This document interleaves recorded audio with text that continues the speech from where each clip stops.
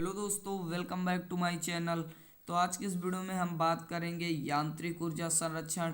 यांत्रिक ऊर्जा इस वीडियो में बात करेंगे यांत्रिक ऊर्जा क्या होती है, यांत्रिक ऊर्जा के प्रकारों के बारे में, यांत्रिक ऊर्जा का फॉर्मूला, यांत्रिक ऊर्जा संरक्षण का सिद्धांत क्या है, इसकी निगमन के बारे में।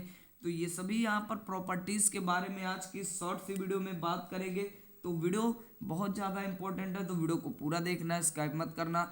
तो चलिए देखते हैं यांत्रिक ऊर्जा संरक्षण का सिद्धांत क्या है। वीडियो स्टार्ट करने से पहले मेरी आपसे एक छोटी सी रिक्वेस्ट है कि अगर आप चैनल पर नए हैं, अभी तक चैनल को सब्सक्राइब नहीं किया, तो चैनल को सब्सक्राइब कर दें और बेल आइकन को भी प्रेस कर दें ताकि सभी नए वीडियोस की अपडेट आप तक तुरंत पहुंचे। तो यहाँ पर चलिए बात करते हैं यांत्रिक ऊर्जा क्या है। तो यांत्रिक ऊर्जा क्या होती है, किसी जैसे कोई हमारी ऊर्जाएं, यांत्रिक ऊर्जा दो प्रकार की होती है, गतिज ऊर्जा और स्थितिज ऊर्जा। इन्हीं दोनों को अगर मिला लें तो हमारी बन जाएगी यांत्रिक ऊर्जा। तो इस प्रकार कह सकते हैं कि गतिज ऊर्जा और स्थितिज ऊर्जा के योग को यांत्रिक ऊर्जा कहते हैं। तो यहाँ पर हमारा फॉर्मूला बन सकता है E बराबर K प्लस यू। तो ये हमारा यहाँ पर फॉर्मूला बन गया है। अब यहाँ पर बात इसके कुछ प्रॉपर्टीज़ के बारे में करते हैं, क्या हो सकता है क्या नहीं हो सकता। तो यहाँ पर हो सकता है K का मान धनात्मक होता है, कभी ऋणात्मक नहीं हो सकता, लेकिन U का मान धनात्मक ऋणात्मक दोनों हो सकता है।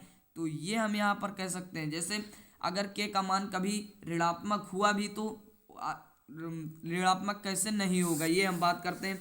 ऋणात्मक इसलिए नहीं होगा क्योंकि कभी हाफ के बराबर हाफ एम बी स्क्वायर होता है, यम तो कभी माइनस होगा नहीं, माइनस वी माइनस हो सकता है, वी माइनस होगा तो जो वी स्क्वायर होता है वो माइनस से फिर पॉजिटिव हो जाएगा। लेकिन जब यू बराबर एम जी एच जो हमारा होता है स्थितिज ऊर्जा, जब यू बराबर M G H G minus plus हो सकता है, इसीलिए यहाँ पर माइनस और प्लस दोनों हो सकते हैं।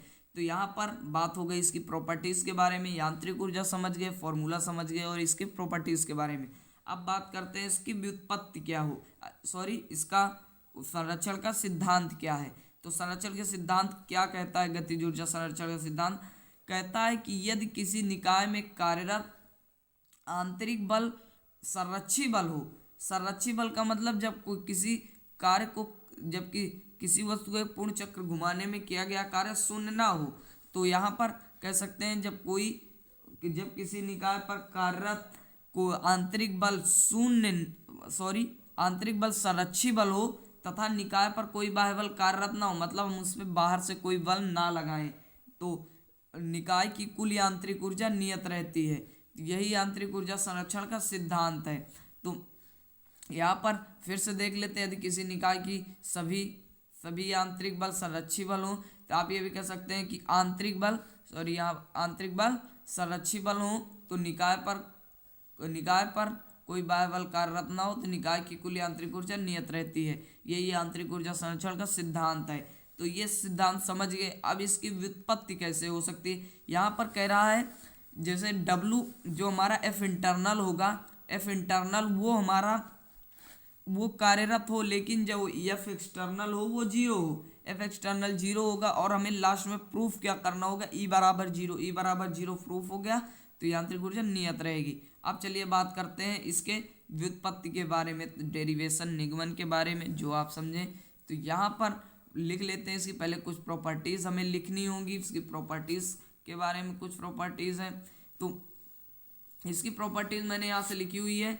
माना कोई विलगित निकाय है, विलगित निकाय मतलब जो बाहर से ऊष्मा को अवशोषित ना करे, तो मतलब वहाँ अवशोषित करे और बाहर अपनी ऊष्मा को निकाले, विलगित निकाय कहते हैं।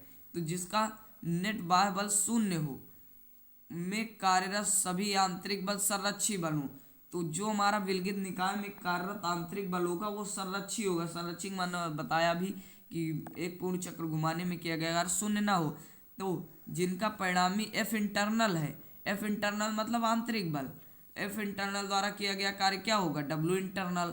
तो चलिए आगे देखते हैं। तो दोस्तों फिर जब से F इंटरनल द्वारा किया गया कार्य हमारा W इंटरनल होगा, तो F एक्सटर्नल द्वारा किया गया कार्य क्या होगा, W एक्सटर्नल होगा। सिंपल बात है। तो यहाँ पर अब हम कर क्या सकते हैं, तो हमारा गतिज ऊर्जा में परिवर्तन क्या होगा, तो गतिज ऊर्जा में जो हमारा परिवर्तन होगा डेल्टा U वो होगा W इंटरनल के बराबर, माइनस W इंटरनल। जब कोई आंतरिक बल उसमें कार्यरत होगा तो उसकी जो स्थिति उसमें उत्पन्न होगी वो डब्ल्यू इंटरनल के कारण होगी। तो यहाँ पर इसीलिए मान लेते हैं delta U is equal to W internal. फिर हम del K is equal to क्या मान सकते हैं, इसे मान सकते हैं W internal plus W external. यहाँ पर ये दोनों मिलाकर गतिज ऊर्जा में परिवर्तन के बराबर होगा। अब फिर हम समीकरण इसे 1 मान लेते हैं, इसे 2 मान लेते हैं। तो समीकरण 1 व 2 से कह सकते हैं, तो यहाँ पर कह सकते हैं del U plus del K is equal to W external कह सकते हैं। तो यहाँ भी इंटरनल है, यहाँ भी इंटरनल है, तो इंटरनल खत्म, तो एक्सटर्नल बचा हुआ है हमारा, तो एक्सटर्नल हो जाएगा। फिर हमारा क्या हो जाएगा, यहाँ पर माइनस चिन्ह है, ये और ये खत्म हो जाएंगे जब जोड़ेंगे, तो एक्सटर्नल ही बचेगा डब्ल्यू एक्सटर्नल। फिर क्या कह सकते हैं, हमारा बाह्य बल तो शून्य, एक्सटर्नल मतलब बाह्य बल, जो बाह्य बल तो है वो तो शून्य है, इसीलिए del U plus del K is equal to 0। और डेल यू प्लस डेल के है क्या, अगर डेल्टा यहाँ पर कॉमन कर लें, यहाँ पर डेल्टा कॉमन कर लें तो u प्लस के बचेगा। u प्लस के मैंने शुरू में ही आपको फॉर्मूला बताया ई होता है, तो del E is equal to 0 और ये हमारा प्रूफ हो गया।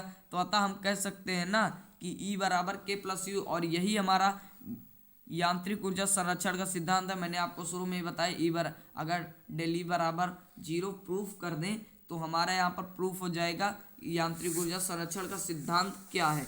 तो यहाँ पर समझ गए यांत्रिक ऊर्जा संरक्षण का सिद्धांत कैसे हुआ, डेल यू। यहाँ पर हमें क्या करना होगा, आंतरिक बल हमें संरक्षित रखना होगा, तब बाह्य बल शून्य कर देना होगा। फिर दोनों को जोड़ लेंगे, परिवर्तनों को और परिवर्तन को जोड़ेंगे, तो यहाँ से हमारा हो जाएगा ई, और ई बराबर हमारा आ जाएगा 0, क्योंकि डब्ल्यू एक्सटर्नल 0 है, बाह्य बल द्वारा किया गया कार्य। तो ये यांत्रिक ऊर्जा का संरक्षण का सिद्धांत समझ गए, यांत्रिक ऊर्जा समझ गए, फॉर्मूला समझ गए। तो फिलहाल आज की इस वीडियो में इतना ही। उम्मीद करता हूँ वीडियो पसंद आया होगा, तो वीडियो को लाइक कर देना, चैनल को सब्सक्राइब कर देना, और कमेंट बॉक्स में बताना वीडियो कैसा था। इस टॉपिक से संबंधित क्लास 11 के कार्य ऊर्जा सकते हो हम संघट्ट वाले पार्ट से संबंधित मैंने बहुत सारे वीडियो बनाए, वो चैनल पर उपलब्ध हैं, आप वहाँ से देख सकते हैं। तो मिलते हैं अगले वीडियो में, तब तक के लिए बाय बाय।